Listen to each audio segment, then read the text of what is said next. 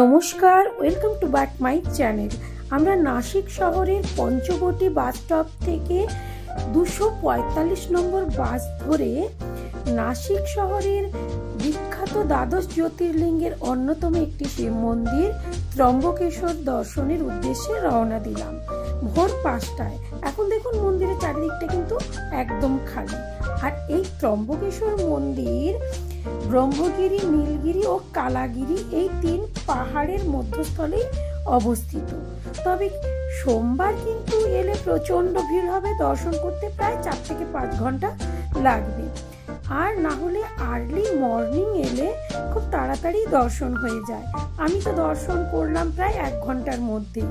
মন্দির দর্শন করে এখানে মহারাষ্ট্রের বিখ্যাত খাবার মিসাল পাও খেলাম। আর এই খাবার মন্দিরের পাশেই রয়েছে। এখান থেকে বেরিয়ে আমরা চলে গেলাম গোদাবরীর উৎপত্তি স্থল। এই হলো গোদাবরীর উৎপত্তি স্থল। কথিত আছে কারো যদি সর্পদোষ থাকে এখানে এসে স্নান করলে সর্পদোষ কেটে যায়। তো এখান থেকে দর্শন করে আমরা এর পাশেই রয়েছে গঙ্গা দেবীর মন্দির, দর্শন করলাম। এরপরে আমরা আবার বাস স্টপের দিকে চলে এলাম, কারণ নাসিক আমাদের ফিরতে হবে। এই হলো কালাগিরি পর্বত। আর বাস স্টপটা মন্দির থেকে খুব বেশি দূর নয়, মাত্র 5 মিনিটের রাস্তা। আর বিকেলবেলা 3টের সময় আমরা বেরিয়ে পড়লাম নাসিকের সাইট সিন দেখার জন্য টোটো ভাড়া করে, পার মাথা পিছু 100 টাকা হিসেবে। প্রথমেই চলে এলাম রামচন্দ্র যে পর্ণকুটিরে ছিলেন সেই পর্ণকুটির। এখন এটা মডিফিকেশন করা হয়েছে। ত্রেতা যুগে এটা সম্পূর্ণ পাতার তৈরি একটি মন্দির ছিল বা আশ্রম, যাই বলতে পারেন। এখানেই রামচন্দ্র, সীতা দেবী, লক্ষ্মণকে নিয়ে থাকতেন। আর এই হলো রামচন্দ্রের পাদুকা যুগল। এরপরেই আমরা বেরিয়ে পড়লাম। ওখান থেকে বেরিয়ে লম্বা हनुमानजी। माता को अर्जुन के शिवलिंग लेके गए। पीछे पुराना मंदिर था, नया मंदिर का निर्माण चालू है, इसलिए मूर्ति आगे रखी है दर्शन के लिए। अकेली माता है, राजा रावण को भिक्षा दान दे रही है, सीता हरण की जगह है।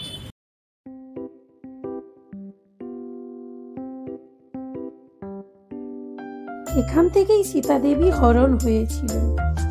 আর এই হলো লক্ষ্মীনারায়ণ মন্দির। আর এই মন্দিরের সঙ্গেই রয়েছে গৌশালা। আর এখানে প্রত্যেকটা মন্দিরের সাথেই কিন্তু রয়েছে গৌশালা। আপনারা চাইলে গৌশালার উদ্দেশ্যে দানও দিতে পারেন। রওনা দিলাম তপবনের উদ্দেশ্যে। চারিদিকে ঘন জঙ্গলের মাঝখান থেকে রাস্তা, খুব সুন্দর পরিবেশ। আর এইখানেই শূর্পণখার নাক কাটা গিয়েছিল, এটাই সেই স্থল। কথিত আছে রামচন্দ্রকে শূর্পণখা সুন্দরী রমণী সেজে এসে বিবাহের প্রস্তাব দিয়েছিলেন।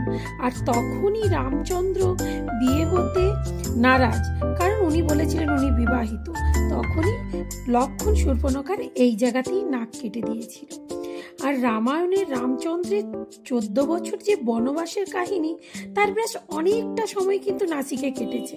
সেই জন্যই এই জায়গার নাম হয়েছে নাসিক। এবার চলে এলাম সর্বধর্ম মন্দির ছেড়ে চলে এলাম কপিলা ও গোদাবরী নদীর সংযোগস্থল। আর তারপরেই চলে এলাম পঞ্চবটি, যেখানে 5টি বট দিয়ে ঘেরা জায়গা। আর এইখানেই আছে সীতার গুহা। এই গুহার মধ্যেই সীতা দেবী বাস করতেন। এবার আমরা সীতার গুহায় প্রবেশ করব।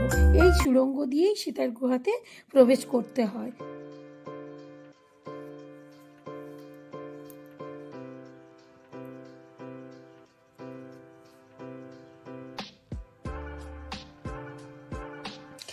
আর সীতা গুহা থেকে বেরিয়েই ঠিক উল্টো দিকেই রয়েছে সীতা দেবীর রন্ধনশালা। এই হলো সীতা দেবীর রন্ধনশালা।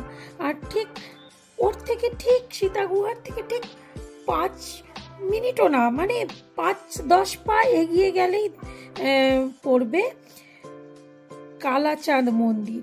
এই কালাচাঁদ মন্দিরের পাথরটা কিন্তু সম্পূর্ণ কালো পাথরে তৈরি। আর এত সুন্দর পরিবেশ না দেখলে বোঝাতে পারবো না। এর থেকেই আমরা বেরিয়েই চলে যাব গোদাবরীর তীরে। আর এই গোদাবরীর 2 তীরেই রয়েছে নানা দেবদেবীর মন্দির, যেখানে 14 বছর অন্তর কুম্ভ মেলা হয়ে থাকে। আর আমি তো বলেইছিলাম খুব কম খরচে আপনাদের নাসিক আর ত্রম্বকেশ্বর দর্শন করাবো। তো ১,৫০০ টাকা মাথা পিছু হলেই কিন্তু নাসিক দর্শন করা যায়। আর এই হলো গোরাচাঁদ মন্দির। ঠিক গোরাচাঁদ মন্দির কিন্তু ভারতবর্ষে একটাই রয়েছে। আর এই মন্দিরটি সম্পূর্ণ বার্মা সেগুনের কাঠ দ্বারা তৈরি। আর এই গোরাচাঁদ মন্দিরের অপোজিটেই দেখুন এই হোটেলেই আমরা থেকেছিলাম। এটার ভাড়া মাত্র ৬০০ টাকা পার ডে। একটা রুমে ৪ জন ভালোভাবেই থাকতে পারবে। ট্রেন খরচা বাদ দিয়ে ১,৫০০ টাকা হলে আপনি নাসিক ভালোভাবেই ঘুরে আসতে পারবেন। আর এর পাশেই রয়েছে পঞ্চরত্ন হোটেল। এখানে পার থালি ১০০ টাকা করে।